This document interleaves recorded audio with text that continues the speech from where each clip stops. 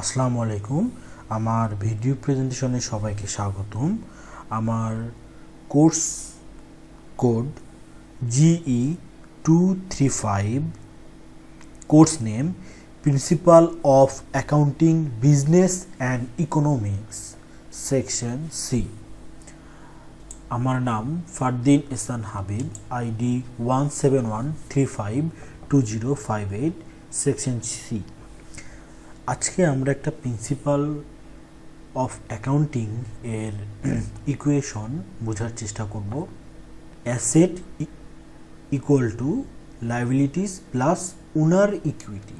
এখানে অ্যাসেট যদি 15 হয় এবং লায়াবিলিটিস 5 এবং ওনার সিকিউরিটি 10, এখানে লায়াবিলিটিস এবং ওনার ইকুইটি যদি আমি যোগ করি তাহলে আমার অ্যাসেটের সমান হবে। এবং আমরা আজকে যে ম্যাথটি করব তার একটি ফরম্যাট আমাদের জানতে হবে। অ্যাসেট, লায়াবিলিটিস এবং ওনার ইকুইটি। অ্যাসেটের মধ্যে থাকবে আমার 4টা ঘর, লায়াবিলিটিসের মধ্যে থাকবে 2টা ঘর এবং ওনার ইকুইটি থাকবে 4টা ঘর এবং একটি এক্সপ্লেইন, মানে আমি কোথায় কি করছি। অ্যাসেট মানে হচ্ছে সম্পদ। যদি আমার একটা কোম্পানির নিজস্ব কোনো সত্তা নেই, হয়তো এটা একটা মালিকেও সেখানে ইনভেস্ট করে অথবা কোনো ব্যাংকের কাছ থেকে লোন নিয়ে থাকে। এখানে ক্যাশ হচ্ছে নগদ টাকা, যেটা হার্ড কপি, এবং অ্যাকাউন্ট রিসিভেবল হচ্ছে ফেরত পাবো বা ধার। যদি আমি কারো কাছ থেকে কোনো কিছু ধার নিয়ে থাকি, তাকে আমাকে সেই জিনিসটা ফেরত দিতে হবে, সেটা হচ্ছে অ্যাকাউন্ট রিসিভেবল। সাপ্লাইজ হচ্ছে আমার কোম্পানির ছোটোখাটো জিনিস, যেমন খাতা, কলম, পেন্সিল, রাবার, শার্পনার, এগুলো। এবং ইকুইপমেন্ট হচ্ছে বড় বড় জিনিস, যেগুলো কম্পিউটার হতে পারে, চেয়ার, টেবিল এবং আমার অফিসের যে কোনো একটা মেশিন। লায়াবিলিটিস হচ্ছে দায়। এখানে অ্যাকাউন্ট নোট পেয়াবল এবং account payable. Account note payable হচ্ছে ব্যাংক থেকে লোন নেওয়া এবং এখানে কিছু ডকুমেন্টস থাকবে যে আমি টাকাটা ধার করেছি। এবং অ্যাকাউন্ট পেয়াবল হচ্ছে ছোট টাকা যেটা আমাকে দিতে হবে। এখানে ছোট্ট একটা কথা বলে রাখি, অ্যাকাউন্ট নোট পেয়াবল হচ্ছে বড় অঙ্কের টাকা যেটার ডকুমেন্ট থাকবে, এবং অ্যাকাউন্ট পেয়েবলের টাকা এটা দিতে হবে এবং ছোট অঙ্কের টাকা। এখন আমরা আসি ওনার ইকুইটি, যার মধ্যে আছে ক্যাপিটাল, ড্রয়িং, রেভিনিউস এবং এক্সপেন্স। ওনার ইকুইটি মানে হচ্ছে মালিকের টাকা বা মালিকের অংশ। ক্যাপিটাল এখানে হচ্ছে মালিকের টাকা বা মূলধন। আমরা যখন কোনো একটা ব্যবসা শুরু করি, এটা আসলে প্রথম স্টেজে আমাদের মূলধন থেকে শুরু করতে হয়। ড্রয়িং মানে টাকা উত্তোলন, রেভিনিউ মানে আয় করা, এক্সপেন্স মানে ব্যয় কর, যেটা আমার ব্যয় হয়ে গেছে কিন্তু সেটার আমি ফেরত পাবো না, সেটা হচ্ছে আমার এক্সপেন্স। তো আমরা যদি একটা ম্যাথ প্র্যাকটিস করি তাহলে আরও ভালোভাবে বুঝবো। এখানে একটা দেখা যাচ্ছে আমার এটা এজেন্সি, যেখানে 1 এপ্রিল থেকে ট্রানজ্যাকশন শুরু হয়েছে। এগুলো আমার ট্রানজ্যাকশন নাম্বার, এবং ট্রানজ্যাকশন 1-এ আমি 15,000 টাকা সেখানে ইনভেস্ট করেছি, এটা হচ্ছে আমার ইনভেস্ট।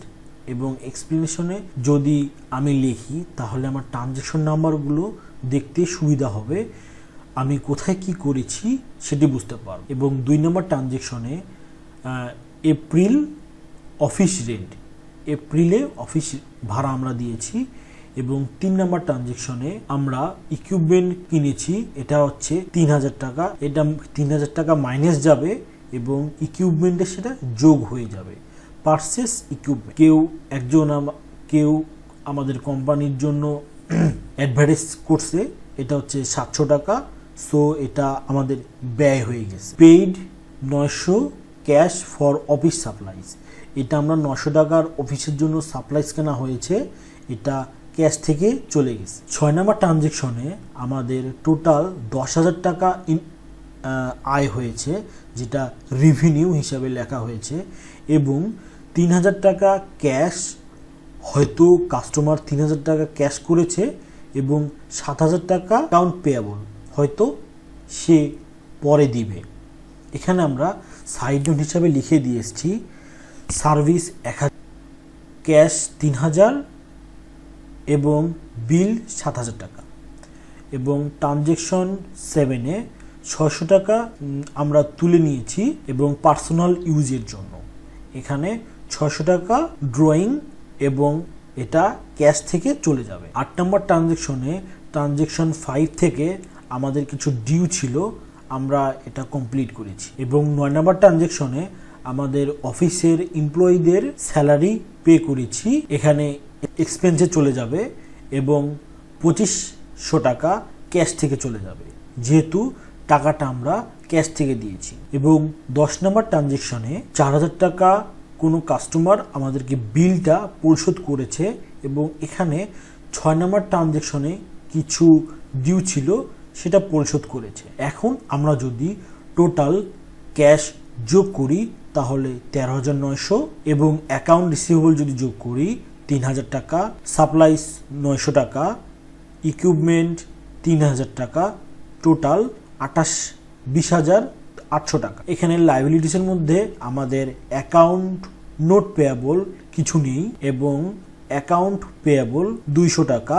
ওনার ইকুইটিতে যদি আমরা আসি, ক্যাপিটালে আমাদের 15,000 টাকা, ড্রয়িংয়ে 600 টাকা, রেভিনিউয়ে 10,000 টাকা আমরা আয় করেছি এবং এক্সপেন্সে 3800 টাকা আমাদের চলে গেছে। যদি আমরা এটা ক্যালকুলেশন করি তাহলে 20,600 টাকা এবং লাইবিলিটিসে 200 টাকা, টোটাল 20,800 টাকা এবং অ্যাসেটে 20,800 টাকা। এখন আমরা আসি এখানে কোশ্চেন বিতে, net income or net loss. এখানে আমি আবার দিয়েছি প্রবলেমটা ভালো করে বোঝার জন্য। আমরা যদি রেভিনিউ থেকে এক্সপেন্সটা বাদ দেই তাহলে আমরা নিড ইনকাম বা নিড লসটা পাবো। তো এখানে যদি আমার প্লাস হয় তাহলে নিড ইনকাম, যদি লস হয় তাহলে, যদি মাইনাস হয় তাহলে আমাদের নিড লস। দেখার জন্য অনেক ধন্যবাদ সবাইকে।